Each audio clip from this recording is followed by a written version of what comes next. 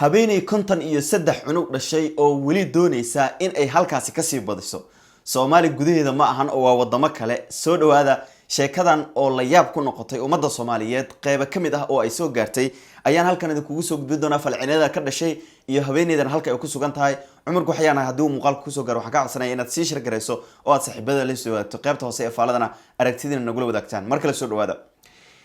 saacadihii ilaa daqiiqadihii la soo dhaafay baraha bulshada waxaa si weyn u haystay habeenay magaceeda lagu soo koobay Francisco taasi oo kamid ah dadka ku sugan wadanka lagu magacaabo Democratic Republic of Congo oo inta badan markii Congo magacaas dadku uu ku soo dhacay uu ku xasuustaan dagaalo iyo sidoo kale arrimo kale oo dhowr ah laakiin sheekooyinka ku hoos duugan dadkaas ama bulshadaas halkaas degan ayaa tirabeel ah inkastoo saxaafadda inta badan aysan u bidhaamin dunida kale ee caalamka haddaba habeenaydan oo magaceeda Francisco lagu soo koobay ayaa sheegtay in ay dhashay 53 cunug kaliya hal cunug ayuu dhalay aaba kale ama ka dhalay aaba kale inta kale waa isku hooyo iyo isku aabe 53daas haddaba qaab noocee ah ayay ku kala dhashay marka ugu horeysa 3 mar ayaa waxa ay dhashay min hal mar 5 jeer waxa ay dhashay min 2 cunug 4 jeer waxa ay dhashay min 3 cunug halka 3 jeerna ay dhashay min 4 cunug 2 jeerna waxa ay dhashay min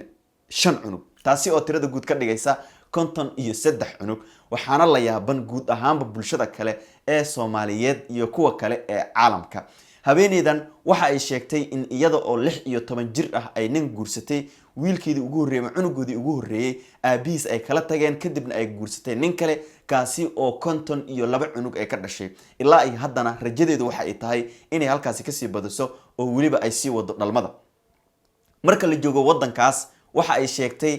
kaliya in iyada ay ku kooban tahay arintan laakiin laga yaabo in la heli karo habeen kale oo iyadu ka tira badan oo waliba intan iyo in ka badan dhalay laga heli karo gudaha wadankaasi Congo xitaa waxa la sheegay 52 cunug aabaha dhalay mararka qaar kood in ay wadada kaga hor yimaadaan oo ilmuhu ay salaamaan kadibna uu weydiiyo cidda ay tahay ama cidda uu yahay laakiin ay u sheegaan in aabihiis ama aabahood ay uu yahay oo waliba sidaas ay ku salaameen wadooyinkana ay ku ciyaaraan kaliya ay salaamaan waa marka uu sheegay shaqooyin xilligan ku filan oo caruurtan uu ku kaafeena uusan haysan laakiin hooyadiis iyo sidoo kale hooyada dhashay gabadhaas ama naagtaasi uu caruurta ka dhalay ay inta badan caabiyaan marka la joogo dhinaca qadada ama quraacda ama xilliga cuntadana waxa uu sheegay in sida in ay gurigaasi ka jirto sab oo kale loo maamulo waa sida uu sheegay ninka ama aabaha dhalay 52 cunug halka midka kalena aaba kale uu dhalay laakiin guud ahaanba qoyska ay ku yihiin caruurtaas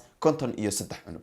haddaba waxa ay sheegtay maxaa ama qaab noocee maxaa ka caabiyay in intaani oo wiilal ama gabdhaha ay dhasho waxa ay sheegtay in uu ku badan yahay hormoon la sheegay in hadii ay dhali weyso ay xitaa geeri u dhowdahay dhakhtar ayay sheegtay inay booqatay loona sheegay in hadii sanadkiiba ay ilmo dhali weyso ay iyadu halis ugu jirto inay geeriyoto taasi ayaana keentay in intaani oo dhan ay iyadu dhasho oo waliba 53 wiil waa 53 cunug oo gabdho iyo wiilal isugu jira